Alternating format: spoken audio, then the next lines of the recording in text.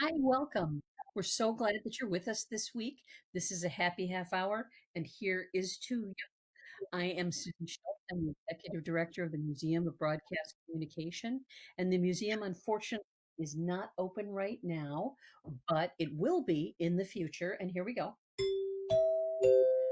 This is how we begin the happy half hour with these beautiful chimes. They are a wonderful piece that I keep at home of the museum, and of course, I will return it when we all go back in there. But the museum is a wonderful place to visit, and since you cannot visit it, we have brought some of it to you online. In fact, we have a very timely online exhibit called The Great Debates, and you can find it at greatdebates.org. Here we are talking about the power and the influence of the broadcast industries on the presidential really campaigns and debates. So we have 100-year timeline here to really explain how radio, television, as well as digital online has impacted the presidential races. What we found is that, when you look at it, broadcast really disrupts everything as this technology evolves. And then when you talk about the presidential races, that's 4 years apart. So it's not as though candidates can pick up 4 years when technology has evolved and do the same thing. So we have articles about the real key disruptions that we see as things have evolved. And we also have 8 modules of curriculum that are free. We want teachers to use them. We continually update all the resources on this site.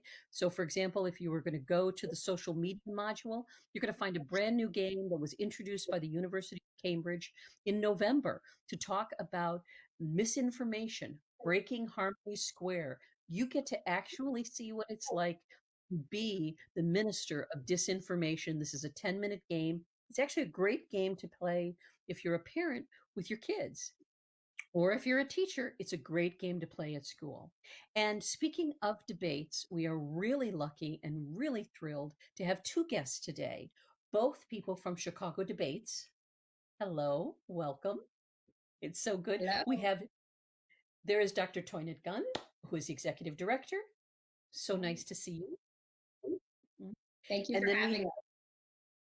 great, great. It's so great to have you. And those of you who have been following the great debates, you know that Toinette was here to talk to us after one of the debates to really discuss how the debates were going and whether they were really debates according to curriculum debates. And with her today is Anthony Bolden, who is the program director for Chicago Debates. Welcome, Anthony.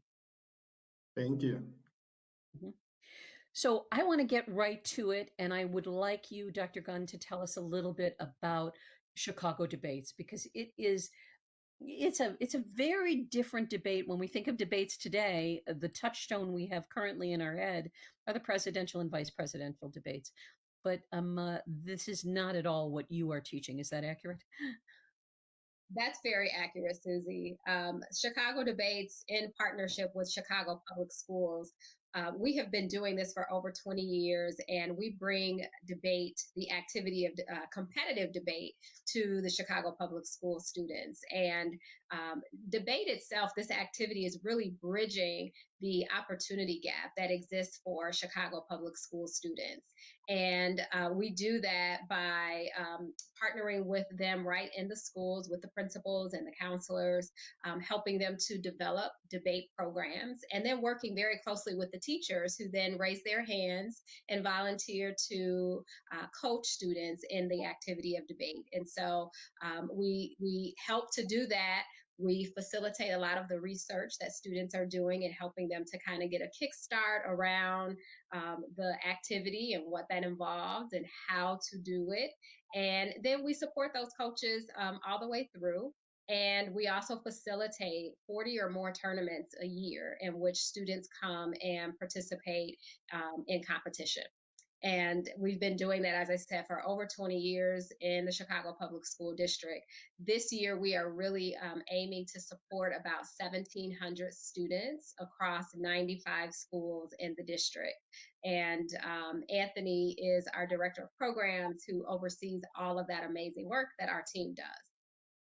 Well, so Anthony, when we think of, again, of debates, our current history, right, or our current events really show us that I'm coming in there with a point of view and I'm verbally beating you up. That is not the idea behind your program, correct? Yeah, not at all. So we specifically have our students participate in what we call policy debate, which is the most rigorous but also prestigious form of debate, which requires two students to participate on a team, and they will compete, if you would, against another set of students. And each student is responsible, or each team is responsible for arguing both the for and against, or the negative and the affirmative. And they don't know before they step into a round at times which they will be arguing. But this gives our students the opportunity to be able to argue their positions from both sides, which we think is most important.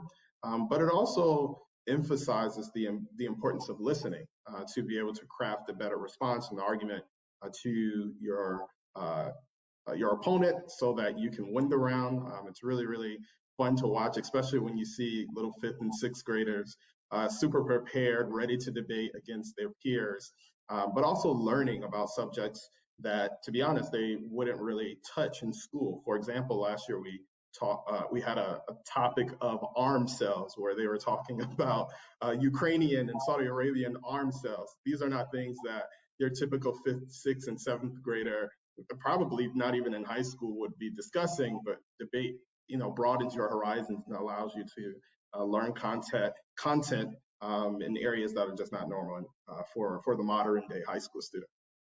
What a great way to create a critical thinker, somebody who is fluid in being able to discuss and being able to move from different opinions or understand different opinions. I think that what I love about that is, the foundation of our curriculum has to do with news literacy and critical thinking, and I would imagine as well what you're talking about, Toinette, is students who have to be aware of what's going on in news and media.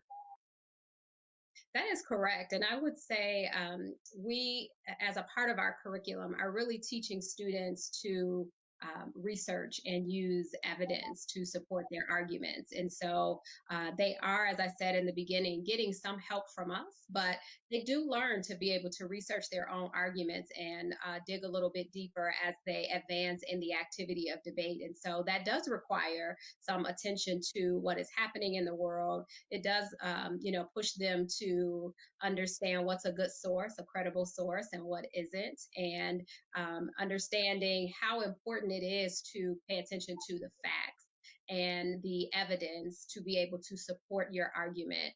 And as Anthony mentioned, they are learning to do this from either side of the resolution. And so whether they're arguing for or against, they are learning to do both of those things, and learning that as you mentioned, to become critical thinkers. But in order to do that, you really do have to listen, but you also have to understand your opposition's side of it and their points and what they are going to argue. And so as they prepare to take either side, they are doing that. They are learning to be able to have some empathy for one side or the other, because I'm researching and understanding what that side's position is.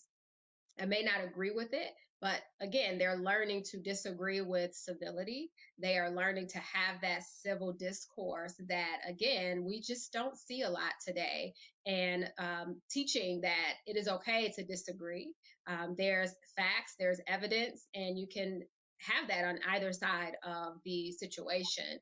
But it's important that you're able to come and have those tough conversations. And really, debate really does push them to be able to know how to have those tough conversations and respectfully disagree, or debate the other side of a position.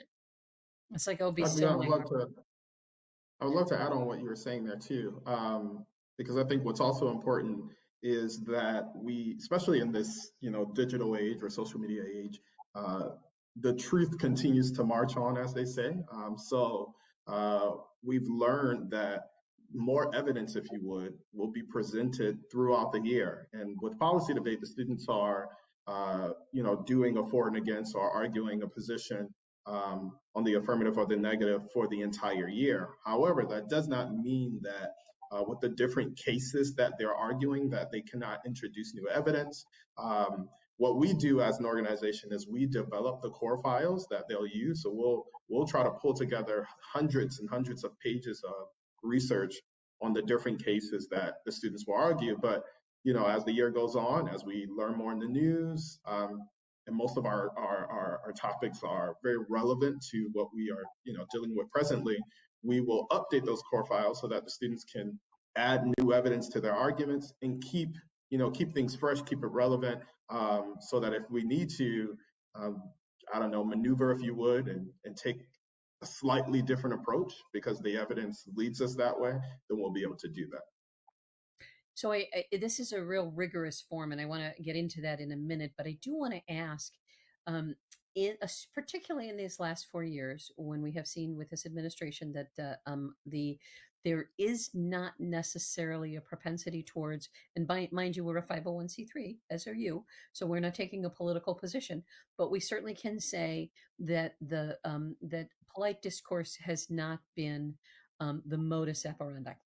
And so when you are sitting there dealing with students and teaching them that they have to be civil, how has that been when you're juxtaposed to your world leaders who are not doing it? Isn't that hard? I would I say, think. yeah. Go ahead, Dr. Gunn. Now, Anthony can speak more from the engagement and direct service with the students, but I would say absolutely that is very difficult for us to be attempting to teach one thing, but in society, in the media, we see something different. And so what I would say is about debate itself, the community of debaters, there is such a strong level of respect that they have for one another.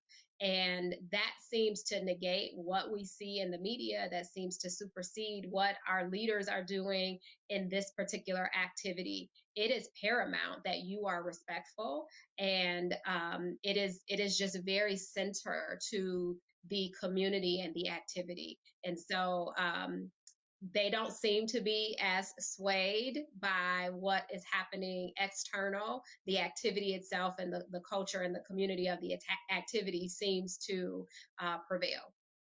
So I would think, Yeah, Anthony, wouldn't it be a great juxtaposition to say, to show them, I think for kids to be able to be acting in a way that is more superior and more courteous and more respectful than the adults is a game changer for them. Or yeah, it's you're almost trying to prepare the next generation for what we probably would like our civil discourse to be.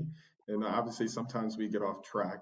I think what policy debate allows, or I guess emphasizes, is for students to listen, but also to make your argument based on the facts and not your personal opinions. And sometimes when you believe something so deeply, when someone disagrees with your beliefs, you take it personally. So trying to learn how to disconnect from my disagreements with your position and not my hate towards you is an important lesson that our students are learning naturally through this activity. oh, that is Yeah, really, really vital.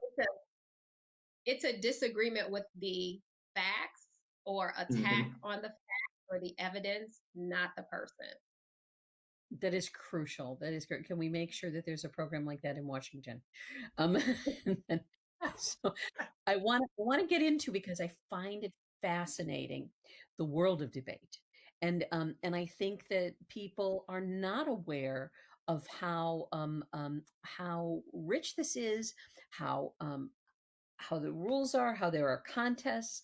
I mean, very often when we're thinking of sport, we're thinking of, football, soccer, tennis, baseball, whatever. But this is a sport too, right? This is can you talk a little bit about the whole structure and how big it is? Because this is a national sport, right? Yeah, for Absolutely. sure. Anthony, Yeah, for sure. There are different types of debate leagues. So, for example, Chicago Debates is specifically an urban debate league. We work with students in the inner city, but you have your national circuit. So, schools that are not necessarily UDLs participate nationally. There's college teams. We have a number of staff members who debated in college and now are full-time employees of Chicago Debates. But the history is rich. What usually takes place is students are preparing. So the affirmative will present two main constructives, and the negative will present two main constructives. And in between those first four speeches, there will be some cross-examination where the students will ask one another questions and really try to tear down the argument, if you would. And then after that, the students are given the opportunity to rebut what the affirmative or the negative has presented. You will see that a newer debater, especially in policy debate, will speak slowly and really try to make sure they read all of their evidence. But I guess the students who are much more That's what am I trying to say? the Experienced, veteran. if you would.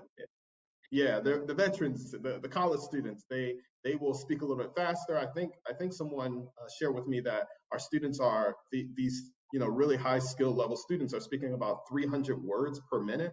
This is what we call spreading. So that they're really getting the words out really fast, and you just have to keep up. And that's kind of that is kind of the competitive nature of it all, is to get all of your facts in while also trying to tear down your opponent's arguments.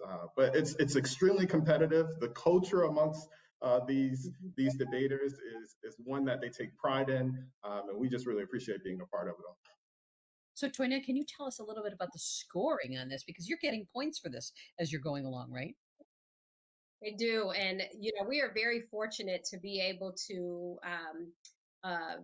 secure volunteers to assist judging these tournaments. There's no way we'd be able to do this without the help of the volunteers. And so there are always opportunities for individuals within the community to join us as a volunteer judge of a tournament. And they are trained on how to, do their best at listening to what the students are saying and what they should be listening for.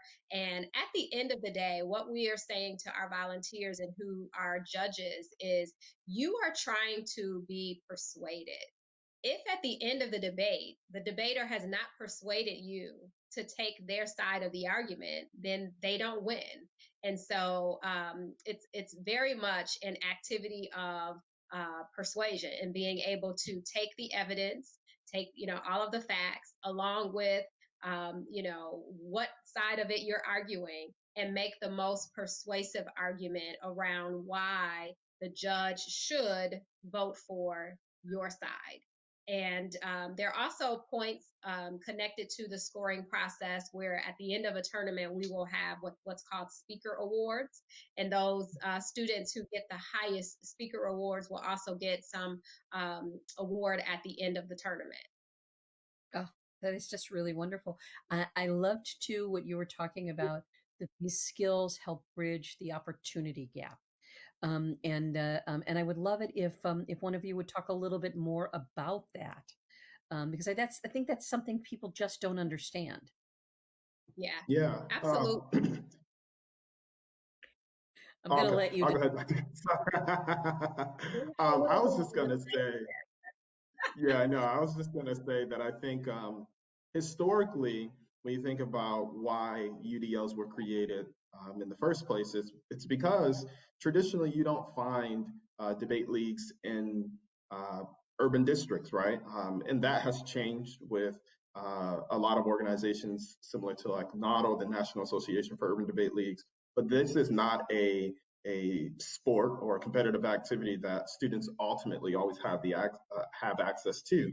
But because we know the impact of this activity, individuals who helped start this organization made sure that it would be accessible to our students in Chicago. So just kind of wanted to start there. Dr. Gunn, you can definitely piggyback on anything that I was sharing there. Yeah, and that's great connection to the history and kind of the why we were founded. And there are 22 urban debate leagues across the country, Mm. Chicago being the largest, providing policy debate. But speaking specifically to the skills and the access and opportunity that we started with, Susy, it really is, when you think about preparing our future leaders. debate is really helping to do that. And so we speak about it bridging the opportunity gap, because it's, we know that students, based on specifically here in Chicago, where they live, what schools they attend, they just do not have access to certain things. The level of education, the quality of the education that they receive, and I'm referring to in classroom education, just does not compare fairly to their suburban, wealthier counterparts. And so when we think about an activity like debate and what it is able to do, it really does supplement what is happening in the classroom for students. And so to be able to say, here's an activity that we are able to offer that will help students to think more critically. It helps to improve their reading skills, their communication skills, their analytical skills, because they are having to take large amounts of information and data and synthesize that, but also be able to articulate that in a way that it supports an argument. And so they're really having to, we're pushing intellectual thought and reasoning. They learn to collaborate because they are working as teams. And I'm not a former debater, and so I often look for ways to break this down for the layperson like myself to say, how do you explain this to people, and the format and the structure? And policy debate, I always say, is very similar to what you would see in a court of law, but it's also similar to your typical college level research paper in almost a verbal way. And so when you think about those two things, a court of law, as Anthony said, you're going to have to introduce your evidence. You're going to have to, you're going to get cross-examined. There's an opportunity to rebut. But there's this intellectual exchange that happens to be able to support your arguments. And so when you think about all of those things that students are being charged with doing, how quickly they are being pushed to do that in a tournament or a round of debate, they are listening more than they are speaking. And when we look at all of those skills, Susy, and when we look at 21st century career skills that everyone is saying we will need, skills of effective leaders, these are all being cultivated through the activity of debate. And so it really does then not only provide that access and opportunity to help students strengthen their academic profile, their engagement in the classroom, but you think futuristic and ahead, and what it's doing to provide them access and opportunity to be prepared to do well in college, and then to step into careers and be able to be successful in their careers, but very much primed to step into roles of leadership, because these are all the skills that we know effective, good leaders need. And so this is also, Anthony, something that is helping them engage in the democracy, right? Because if you're talking about policy, you are definitely engaged in the discussion of where we are headed and why we are headed that way and what's going on. Yeah, for sure. I mean, what we want to try to continue to encourage is active citizenship. And once a student recognizes through debate that their voice matters, and that they can use what they've learned to win a debate round, that encourages them to not only use it via this avenue through the activity, but to use it in real life, right? And you think about the change that our students can make in their own communities. I'll give you an example. We have an associate board member who was a part of Chicago debates. He debated on one of our inaugural programs, Morgan Park High School. Today he's a lawyer, and he fights for justice for underprivileged individuals right here in Illinois. That is, if you would, the trajectory that we're trying to shift. If you send our students to, we want them to recognize that it doesn't stop here. This experience is going to benefit you in college, and it's going to prepare you for your career. And if you can do this, you can do anything you put your mind to. And I believe our students know that and go on to do that. Can I ask, are there tracks in school where there's actually scholarship money for debate in college? I know. Absolutely.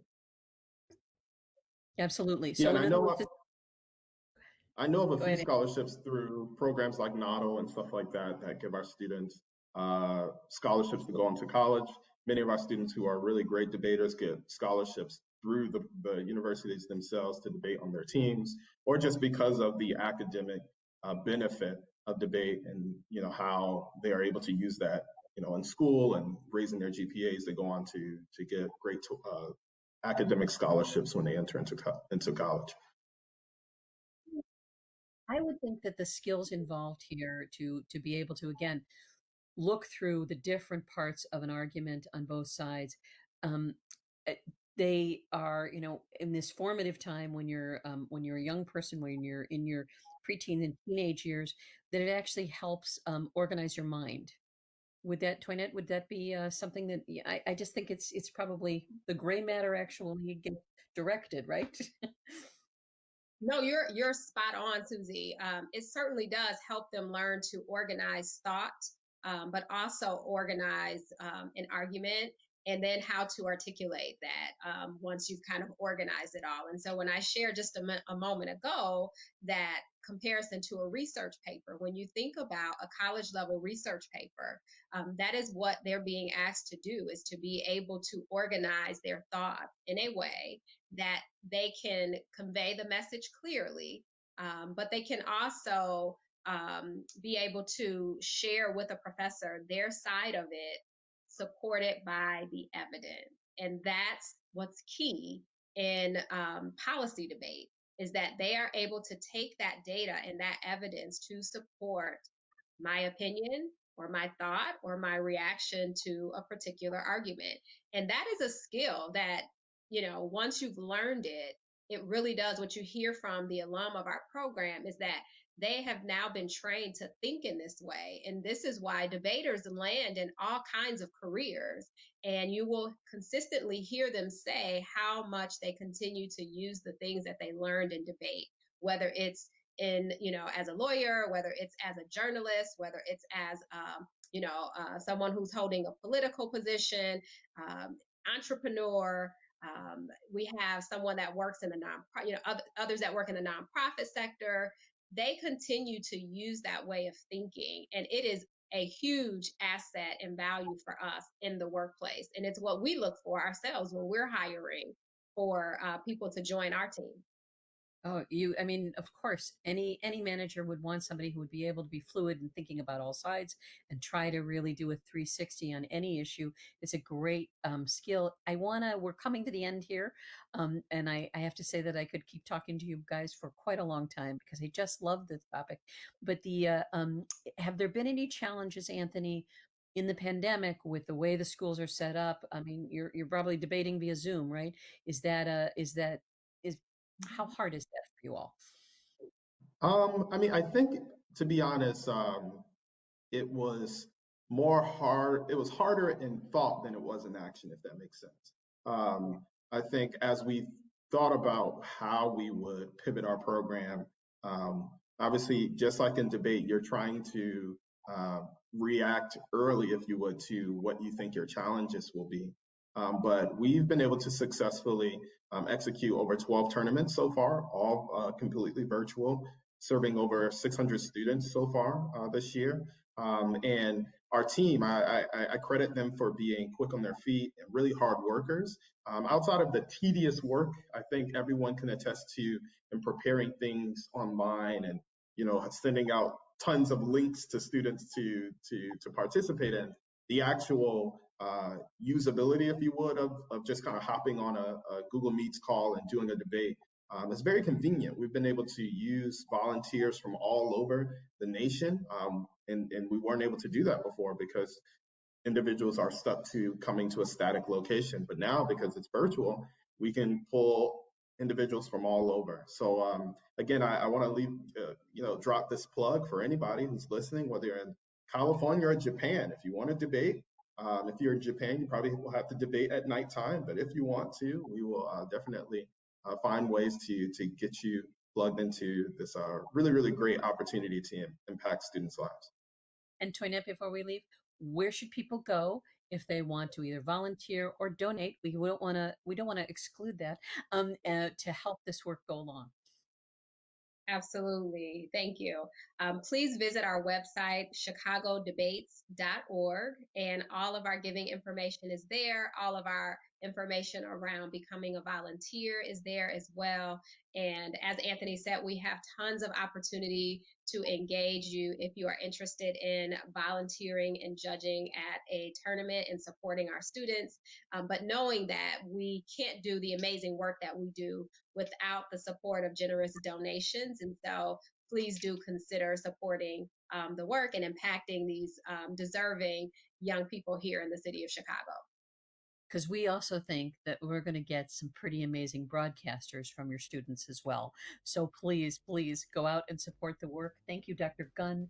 Thank you, Mr. Bolden. We are so grateful to you for being here today and talking about the program as well as all of the work that you do day in and day out.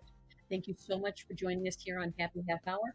And please join my colleagues, Olivia and Aileen, on Friday because at noon on Instagram, they're going to be talking in their show Real Drama about the supermarket sweeps and the reboot, Leslie Jones. So join them noon on Friday at Instagram. See you next week.